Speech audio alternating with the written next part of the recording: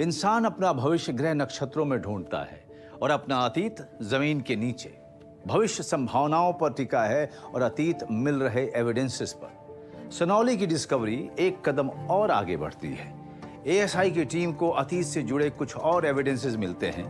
तलवारों के इस्तेमाल पर उठे सवाल अभी चर्चा के विषय थे कि बरियल संख्या 1 में मिले स्केलेटन की डीएनए रिपोर्ट्स एएसआई को मिली, जिससे इस कंकाल की उम्र के बारे में पता चला। इस फीमेल कॉफिन के साथ कई हथियार भी रखे गए थे।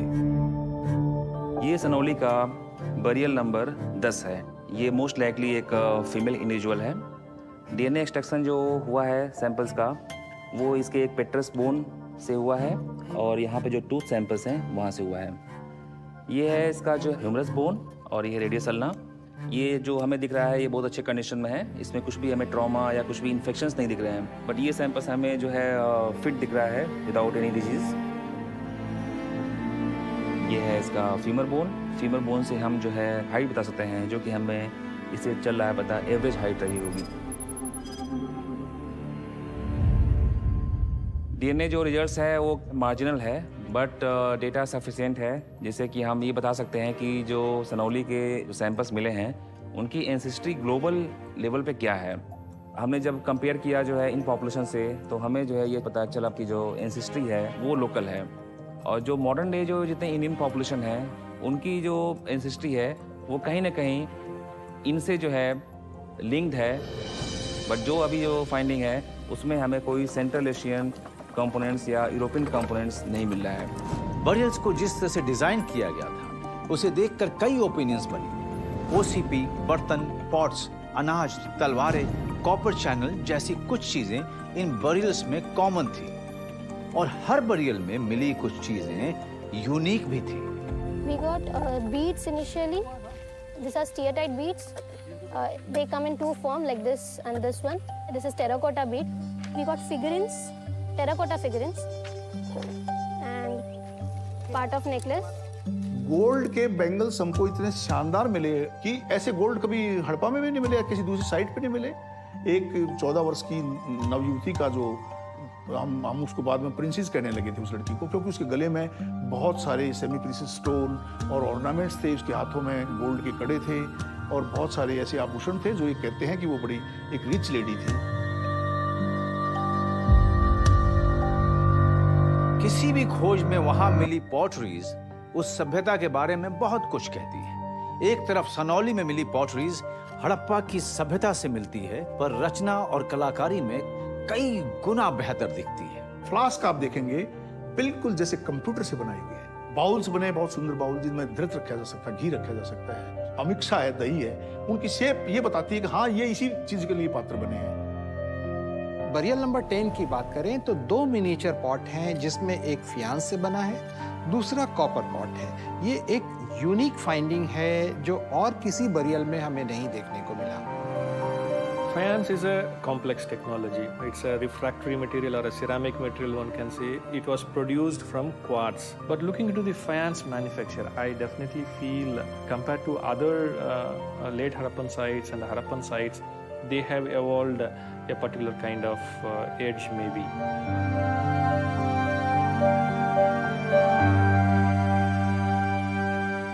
पहली बड़ी खोज एंटीना स्वॉट।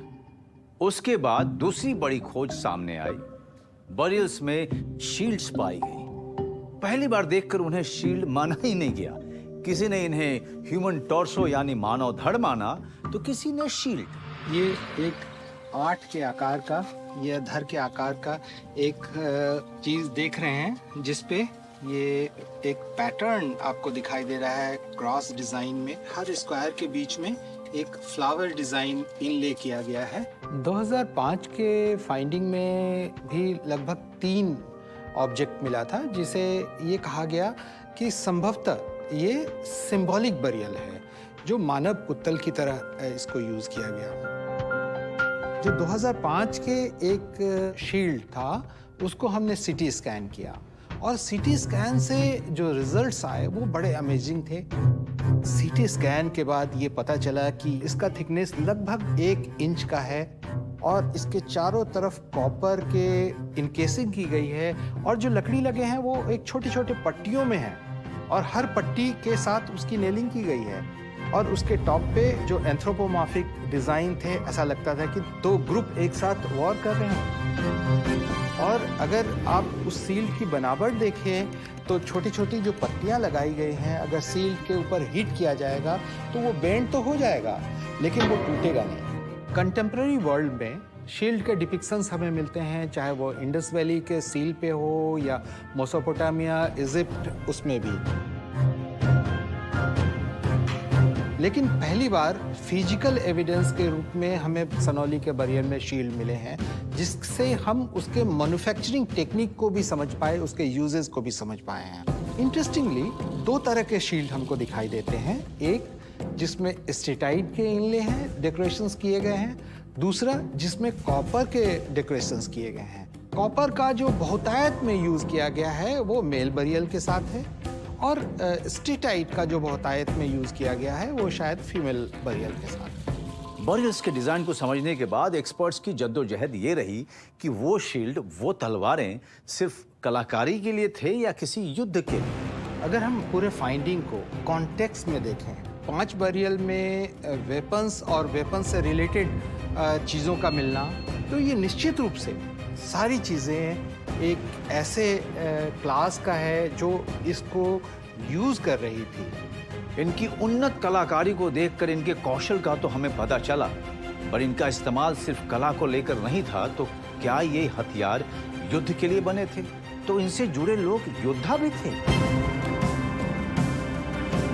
पर इनसे जुड़ी सभ्यताओं की डिस्कवरीज में योद्धा होने के कोई प्रमाण नहीं मिलते, और अधिकतर सभ्यताएं तो शांति से बिना लड़े जीवन जीने का प्रमाण देती हैं। Definitely, I see the Harappan people as peaceful because we don't have a large-scale destruction of any of the Harappan settlement during the 700 years of occupation. Contemporary culture में चाहे वो इंडस वैली सिविलाइजेशन हो या Mesopotamia और अन्य civilisation जो है, उसमें जो वेपन्स हमें डिपिक्शंस में दिखाई दे रहे हैं, चाहे वो ऊर के एक्सकवेशन के प्लाक में डिपिक्शन हो, उसमें एक लिमिटेड डिज़ाइंस हैं वेपन्स का। लेकिन यहाँ सनौली और सनौली से रिलेटेड जो कॉपर होड के ऑब्जेक्ट्स और जगह मिले हैं, ऐसा लगता है कि कंटेम्प्रेरी वर्ल्ड में ये एक बहुत ही एडवांस टेक्नोलॉजी थी हमारे यहाँ, और ये एडवांस टेक्नोलॉजी ये डिनोट करता है कि possibly they are the warriors.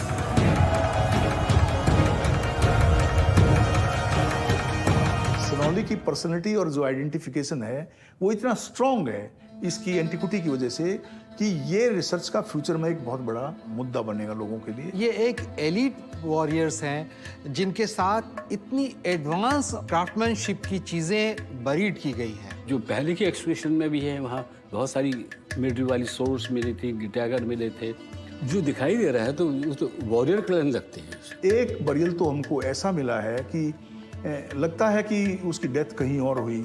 शरीर के कुछ पार्ट मिले, कुछ नहीं मिले, लेकिन वो लाके वहाँ दफन कर दिए गए और उसके वेपन वहाँ रख दिए गए। और वेपन को भी खड़ा रखा गया, जैसे एंटीना सोर्ड को ऐसा खड़ा करके रखा हुआ है जैसे कोई योद्धा लड़ता हुआ मारा जाता है। मेरी समझ ये है, मेरा ये मानना है कि ये इंडिकेट करती है कि ये आदमी बड़ी बहादुरी से लड़ा और वो उसको, उसकी शौर्य गाथा को ये सोर्ड बयान कर रही है, बता रही है।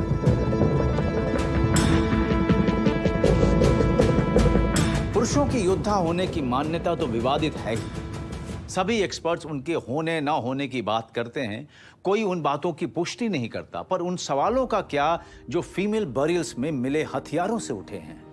उन बरियल्स में वेपन्स का मिलना यह दर्शाता है कि आज से 4000 साल पहले महिलाएं भी पुरुषों की तरह योद्धा थीं, या ये सिर्फ एक कल्पना है? वैसे पुष्टि करना इतना आसान भी नहीं। जो हमें 10 बरियल मिले हैं उसमें विमेन के जो 3 बरियल हमें मिल रहे हैं, उसके साथ वेपनरी का मिलना इस ओर इंगित करता है कि possibly they are also a warrior.